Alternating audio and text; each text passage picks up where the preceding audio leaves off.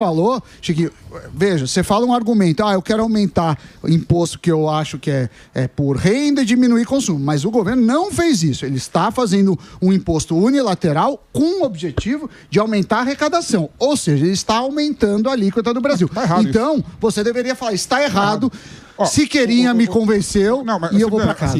Assim, o Brasil... Foi, é isso? Não, claro que não, você nunca me convenceu. Deu aula, hein, Chiquinho? Deu aula. O governo ia arrecadar com o IOF, né, 50 bilhões de reais. 60. 20 esse ano, 40 no que vem. 50 a 60 no ano que vem. E com o subsídio que o Brasil dá para empresas e para pessoas que não precisam de subsídio, chega a 500 bilhões de reais. Ou seja, é muito melhor você rever a política de subsídio para arrecadar mais, se aumentar o IOF. Ser então muito mais inteligente. Muito mais inteligente. Eu sou a favor da uniformização do IOF. Mas por que não para baixo, A medida de uniformizar o IOF que o governo fez merece aplauso, sim. Não. Agora, discutir a alíquota que eu Não, mas por que não uniformizou para baixo? Por que não reduziu, que é o caminho para entrar, inclusive, para o CDE, que era o que o Paulo Guedes estava fazendo? Você sabe que o Bolsonaro, eu fui pesquisar o que o Emílio falou, que o Bolsonaro mexeu no imposto. Mexeu. A ideia era assim, era 6,38, salvo engano, aí ia para 5,38 em 2023, 4,38 em 2024, esse ano estava 13,38, ia para 2, 1,38 até depois zerar. 0. Aí eles aumentaram para 3,5, que é uma reversão nisso.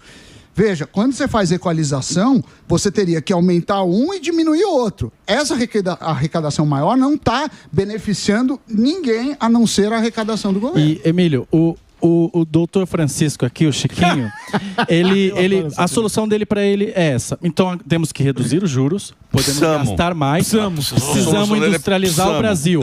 Aí eu falo assim, Chiquinho, você não lembra o que aconteceu em 2015 e 2016? Foi exatamente isso que foi feito. Você reduziu os juros, 2015. Você aumentou os empréstimos, você aumentou o endividamento. Talvez você tenha esquecido que aconteceu a maior crise econômica da história do Brasil. Segurou o preço. Mas foi completamente fizeram tudo o que você pediu. Vamos lá. Foi diferente. Vamos lá. Dessa vez vai ser diferente. Vamos lá. E aí? Eu quero saber o seguinte. Certo. Na prática, o que vai acontecer para a população? Porque é o seguinte, o café já está custando 80 pau o quilo. Meio quilo de café. 80 pau. Meio quilo de café é 40 conto. Tá maluco. O azeite é 60 pau. Que é isso? Você entra no mercado, você bota 4 coisinhas lá, já é 250 no preço. Sim. O que vai refletir na população esse IOF? Cada vez que você fizer uma compra, vai ficar 3 vezes mais caro que você está pagando o imposto. A sua alíquota de imposto, que era 1,1, vai ficar 3,5 agora. Você está dando 3 vezes mais a parte para o governo. No final do dia, vai sair tudo mais caro que você comprar. Por exemplo, com crédito, eu vou etc. comprar com o cartão. Vai custar mais caro. Vai. O banco que cobra isso. Isso, você comprou algo de R$1.000, agora vai pagar 35 de imposto. É isso. R$35 a cada compra de 1.000. Exato, era 1,1, subiu para 3,5, ou seja, vai pagar de R$1.000 35. O Chiquinho tá feliz com isso. Eu não sei como. Lógico, tem dinheiro. E esse dinheiro vai para esse dinheiro vai para cobrir o rombo do governo. Isso, que não consegue ajustar. E tem o que o Sam falou também. Isso é que a gente vê direto. Mas tem as empresas também. As empresas agora aumentou também quando elas têm operação de crédito. E o que a empresa faz? Se aumentou agora o custo dela, repassa. Então, aumento de preço para você também. Mesmo de coisas nacionais, etc. Assim que acontece a inflação. Alguém paga a conta. Está encarecendo o crédito, está encarecendo bens e serviços, está tudo mais caro e sem gerar um crescimento econômico que a gente sinta uma melhora. É isso que está acontecendo. Ou seja, está raspando o tacho. Está vendo até onde a população aguenta. A verdade é essa. É lógico, que o Chiquinho diz, os caras parcelam em 60 vezes, não liga para isso. Então não tem que pagar mesmo. Vocês estão preocupados com o povo agora. Chiquinho, você não acha que chega de enganar o povo? Não chegou o momento. Não chegou o momento, porque nós somos bem claro aqui. Olha a contradição de vocês. Olha a contradição de vocês. Vamos olhar. Ontem... O governo resolveu aumentar o IOF, equalizar o IOF, vocês acham um absurdo porque vai transferir mais dívida, né, e mais imposto para o povo. Mas quando o Banco Central aumenta a taxa de juros para 14%, aí tá ok. Aí tá bom. Não, mas são coisas aí diferentes. Tá ok. Como coisa diferente? São coisas diferentes. Da mesma forma, o crédito fica mais caro quando aumenta os juros para 15%. O Banco Central... Mas aí tudo bem. Os juros altos 15%, tudo bem. IOF 3,5%, tá IOF não é um instrumento de controle de inflação. O Banco Central sobe a taxa de juros porque a inflação está elevada e o governo não faz a sua parte reduzindo o gasto... A taxa Selic é um dos fatores quando você calcula quando você paga de empréstimo. Claro que é. O IOF não é um imposto... O IOF não é um imposto regulatório? Sim. Não é regulatório? Federal. E por que eles estão usando para arrecadar? É aí que está o problema. Por quê? Porque eles estão tentando achar de encurralados, não tem mais para onde ir. Porque não é um imposto de arrecadação, esse IOF, não é isso? Não é para regular a bagaça, que é o que vocês estão falando. Não, mas ele arrecada também. Eu sei, mas ele está usando...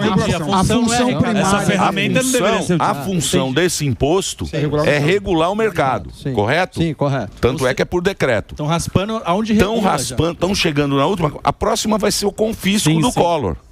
A próxima. E CPMF. Congelar? É claro. Vai vir uma CPMF.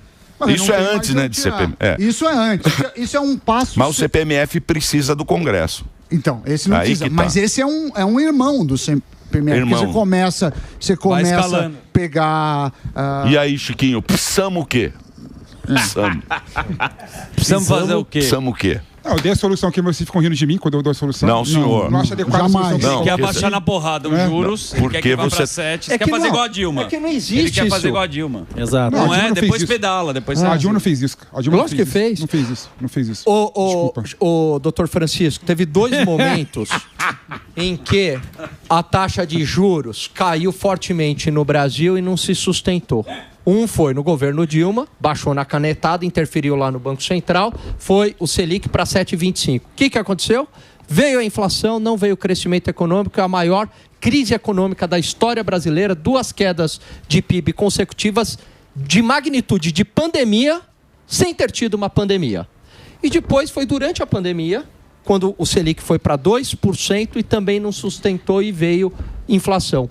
Portanto, a taxa de juros alta no Brasil ela é um sintoma do elevado gasto público e da inflação. E ela não é a causa, como você coloca, doutor Francisco. Bonito. Falou bonito. Falou bonito. Sabe outra coisa que eu fiquei... Foi elegância. Agora ele não fala nada. Fale penteiro cabelo. Outra coisa que você me assustou quando você comparou o Paulo Guedes com o Haddad e as estatais. E o rombo nas estatais do Correio, do governo passado só do Paulo Guedes, a gente não foi bem, não arrecadou, porque a gente está com agora uma dívida bilionária. Interrogação, na tela. Vamos comparar o Paulo Guedes com o Guido Mantega. O Guido Mantega foi o ministro que colocou o Brasil na 6ª maior economia do mundo. Paulo Guedes explica das estatais, por que a gente está com rombo nas estatais? Por vários motivos, né? Não dá pra falar. Fala um. Não tem a ver com o governo. Correios, por exemplo. Por que o Correio está em dívida? Por quê? Porque todo o Correio do mundo todo está endividado. E por que deu lucro já? O Correio dos Estados Unidos tem 7 bilhões de dólares de dívida. É engraçado quando a companheirada vem, tudo dá prejuízo. Não, tem que dizer o seguinte. Faz sentido você ter uma estatal como o Correio no Brasil? E por que não deixaram vender? Porque a Constituição dos Estados Unidos, que é o modelo liberal, está lá escrito que o Correio dos Estados Unidos tem que ser estatal. A participação do Correio dos Estados Unidos é só uma reserva estratégica, não é monopólio lá. Não, é estratégica e tem uma estratégica não e tem é uma monopólio. importância. Não tem monopólio lá, não. Lá não é monopólio. Aqui, se você quiser abrir uma empresa... Aqui, se você quiser abrir uma empresa para entregar carta, você não pode. Você não pode. Não, mas já tem, vários. Não, de carta não tem. Vários. Não Bom, pode. É o seguinte. Você que está nos acompanhando agora. Se prepara. Prepara o bolso, porque vai ser na sua toba. Não vai ser dos ricos, porque os ricos já deram um esquema lá para ficar quietinho. Aí, ó, Chiquinho. Cada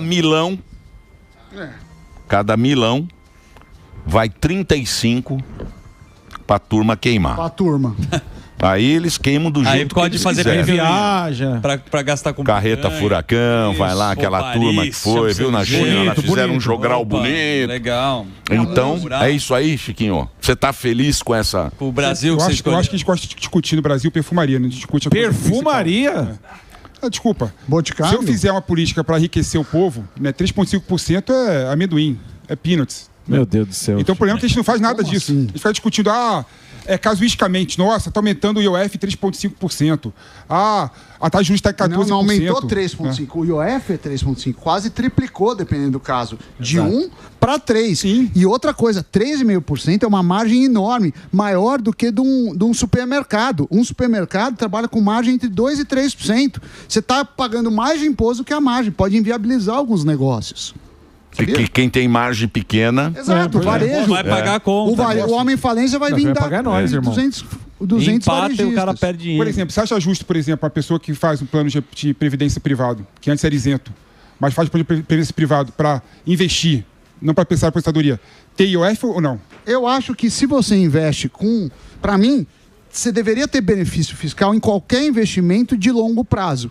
Não importa investimento. Sim, mas o PGBL e o VGBL são modalidades de longo prazo. Hoje não é investimento, esse que é o problema. Não, e está aumentando para a empresa. Como é que você defende? Precisamos industrializar aumentando imposto para a empresa? Imposto de empréstimo, você está falando, né? É. Não, é outra coisa. Mas está aumentando imposto para a empresa. Se o governo tiver uma política industrial adequada... Taxando mais essa política? Mas você pode tirar de outro lado. Você pode colocar outras formas de você quer incentivar a empresa, não é melhor diminuir o imposto? Não necessariamente. Às vezes você melhorar o ambiente regulatório, você faz a empresa investir mais do que a questão de aumentar ou diminuir o imposto. Sim, mas não está melhorando. Segurança jurídica, por exemplo, é muito mais importante para a empresa do que pagar 3%. Não pode ter segurança jurídica e imposto menor? Esse imposto não é revertido para isso. Esse imposto é simplesmente para pagar um rombo no gasto do governo. Sim, claro. Eles não estão falando, vou melhorar tal coisa, por isso que isso aí é o arcabouço. É o arcabouço que não deu certo e agora ele está rapelando. Ele está rapelando no IOF. Que ele não precisa do Congresso. Porque ele está fudido também no Congresso. O Congresso não vai votar em mais aumento de imposto tendo eleição ano que vem. Exatamente. Isso é o desespero. É o desespero da companheirada. Da companheirada. Não é? Agora, o arcabouço fiscal... Porque se ele não fizer isso, tem impeachment, é isso?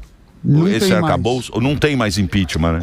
Quando caiu o teto de gastos, agora você só toma uma advertência. O mercado vai olhar e falar, você não está conseguindo cumprir suas contas. Mas agora o Brasil é uma palhaçada. Só fazer um break agora, que o Reginaldo precisa de um break agora. Um break para a Rede Rádio, a gente continua na TV. Hoje o papo está muito bom. Hoje, encontro de notáveis, altíssimo nível. Leonardo Siqueira, nosso Siqueirinha, Felipe Monteiro, Chiquinho Pão de Hambúrguer, Alan Gani e o nosso querido professor Samidana. E ainda hoje teremos aqui o Firmino Cortada. Que programa! Vai lá, Reginaldinho. Agora isso que o Emílio falou, se precisasse do Congresso, ninguém ia votar aumentar imposto, porque tem eleição. Agora, e o presidente? Como que fica nessa questão aí? Ano que vem temos eleição. Você acha que isso, perguntar para os três, obviamente, vocês acham que isso, o que aconteceu agora, vai afetar a eleição ano que vem para o presidente? Interrogação, meu Deus, que pergunta.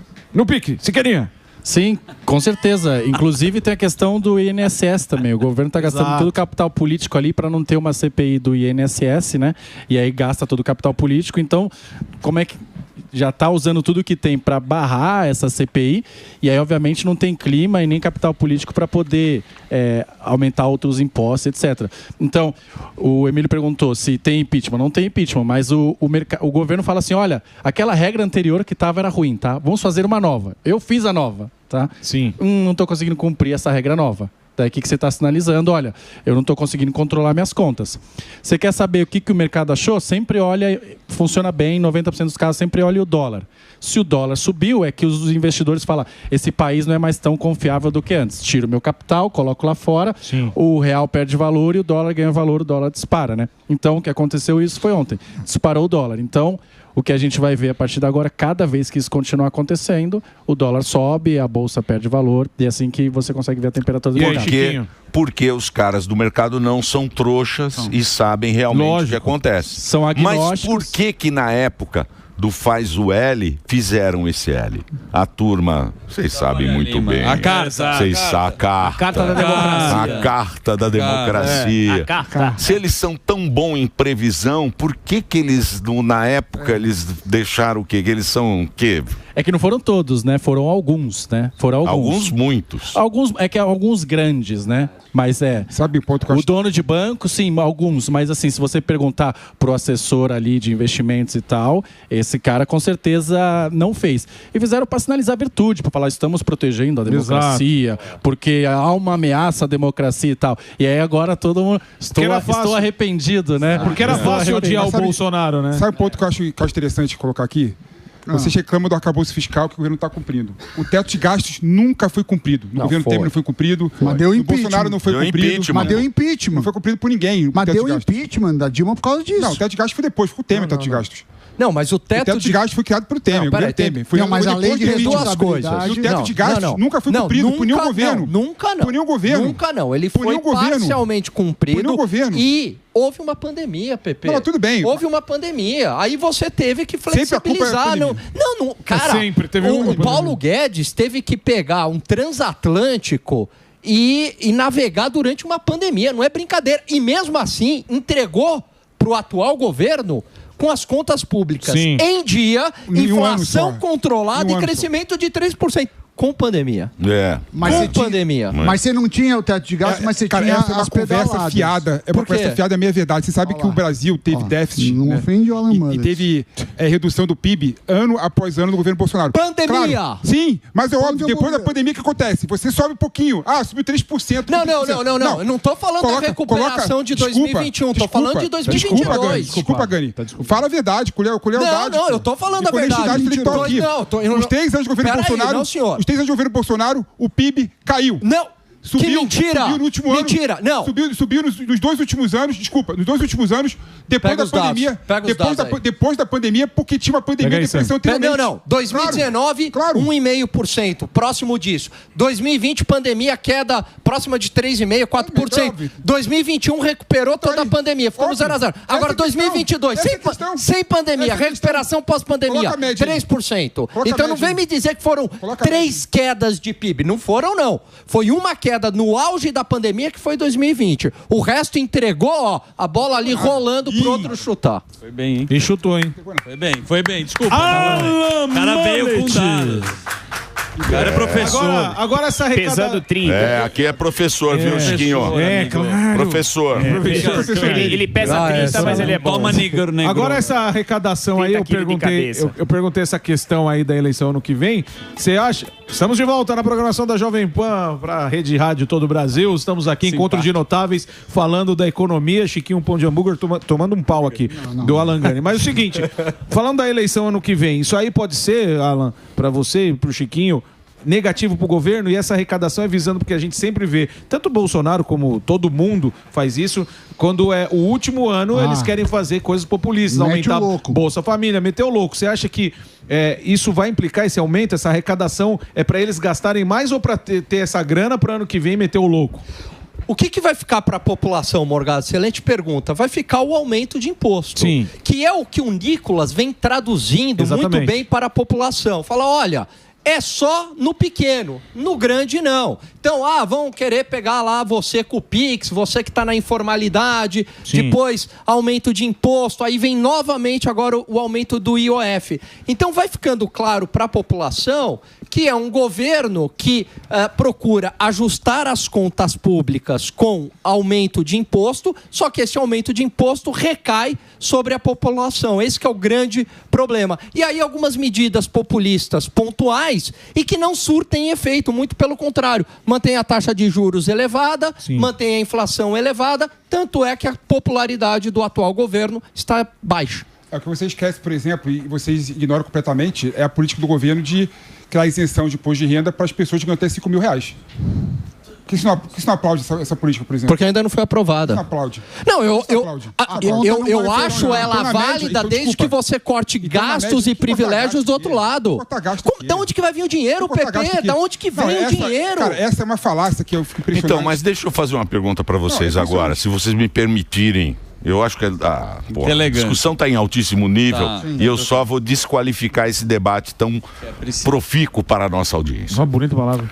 O que eu gostaria de saber é o seguinte: se você notar, esse governo aí, como você bem falou, é populista, como o Bolsonaro também foi. Exato, isso. São demandas populistas que a gente tem no mundo inteiro.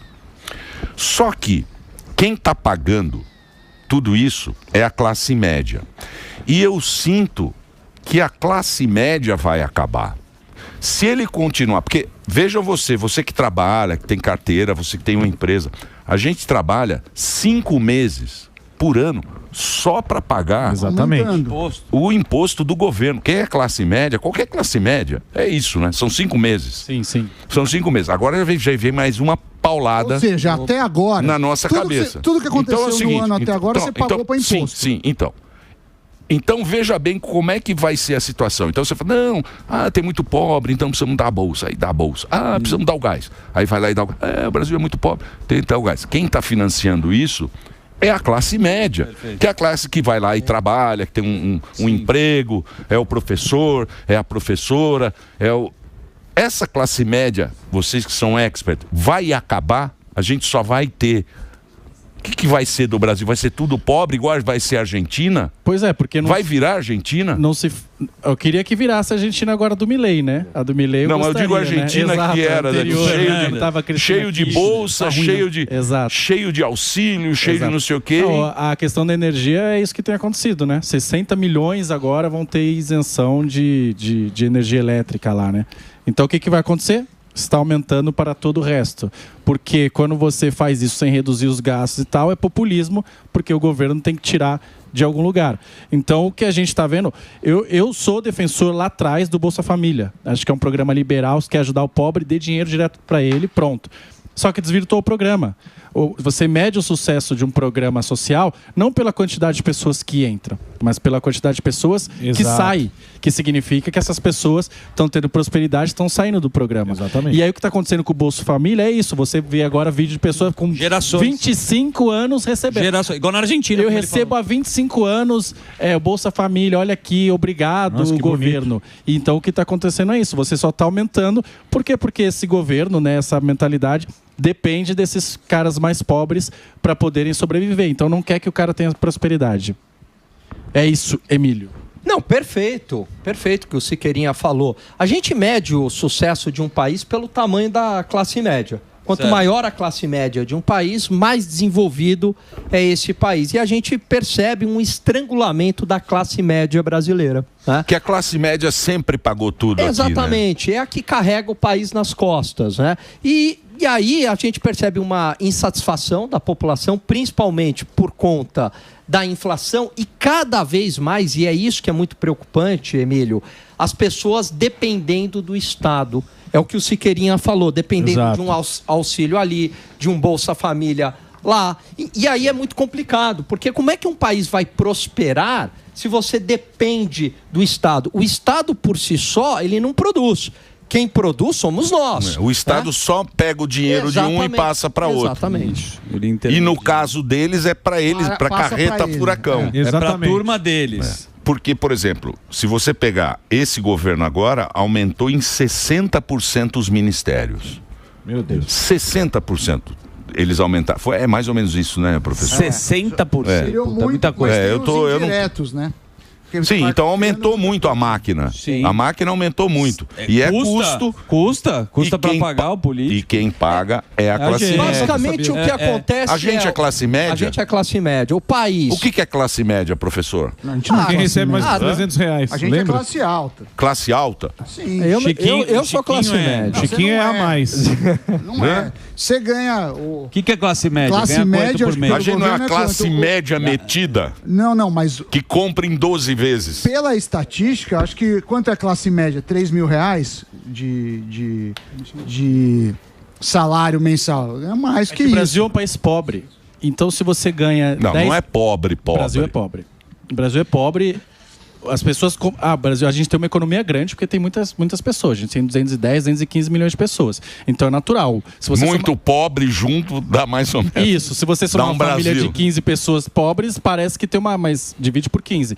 Então a renda média do Brasil, se você pegar o PIB de tudo que é produzido no ano e dividir pelo número de pessoas, dá 3 mil por mês, mais ou menos. A gente é tão pobre quanto Botsuana. Caramba. Gabão. A gente é mais pobre que o Gabão. Ou seja, a renda média do brasileiro é muito baixa. Então, se você ganha R$5.000 no Brasil, você está entre os 5% e 10% mais rico já. Para ver como a gente é pobre. O PT inventou a classe média de R$300, lembra? Você ganha R$5.000, você já é uma classe média alta no Brasil. E aí, qual é o problema? É isso. Porque quando você tem um governo que só fala em distribuir riqueza, que riqueza? A gente é pobre. De quem? Você tem que falar em criar riqueza. Exatamente. Se você não fala em como criar riqueza, você vai distribuir e vai ficar todo mundo... Então, mas essa ideia aí do IOF é deixar a população mais pobre do que ela está. Todas essas políticas só falam em distribuir. Só que a gente precisa falar em como a gente vai gerar riqueza e criar riqueza. E isso não fala, né? Só fala, vamos tirar desse cara e vamos dar para ele. Aí você tem a classe média esmagada. Por quê? Porque financia o mais pobre lá, com agora 60 milhões sem pagar a luz, e financia a elite também do funcionalismo, todos esses caras que tem subsídio, que não paga imposto, que recebe penduricalho. E aí você tem ali 30 milhões de brasileiros bancando todo o resto. Mas é o médio que o governo critica quando que tem 3 televisões. Lembra do discurso do Sim, Lula? exato, Pra que ter exato, 3 exato. televisões em casa? Exato. O cara nunca vai prosperar e vai ficar sempre financiando as pessoas. E é o que você falou da Argentina também, que é interessante, né? Porque a Argentina tem muito benefício social, a vida inteira nesse governo do Alberto Fernandes. O que o Milei fez, tirando as charopadas dele, de cortar ministério que a gente poderia adotar aqui no Brasil? Não, o Milei está indo super bem. Você quer ver que está indo super bem, não concorde comigo. Veja, pergunte para a população argentina. E não precisa ir lá perguntar o que aconteceu na eleição de Buenos Aires. Ele ganhou em primeiro lugar do partido do Macri. Significa que a sociedade falou, sim, estou gostando das suas políticas, logo vou votar no seu partido. Não precisa perguntar para mim nem para você que não vive lá. Pergunte para o argentino. E você não precisa ir lá. Mas é só ver o resultado da eleição. O que ele fez? Cortou lá o Afuera, tirou um monte de ministério.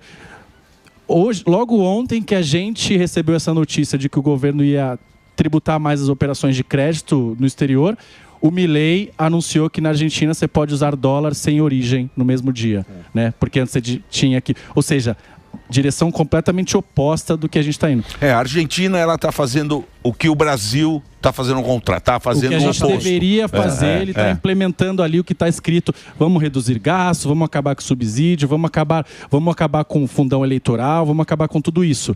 E aí a Argentina agora já está tendo uma recuperação. Claro que é como um alcoólatra. Quando você tira o álcool dele, ele não fica feliz. E ele quer o álcool no dia seguinte.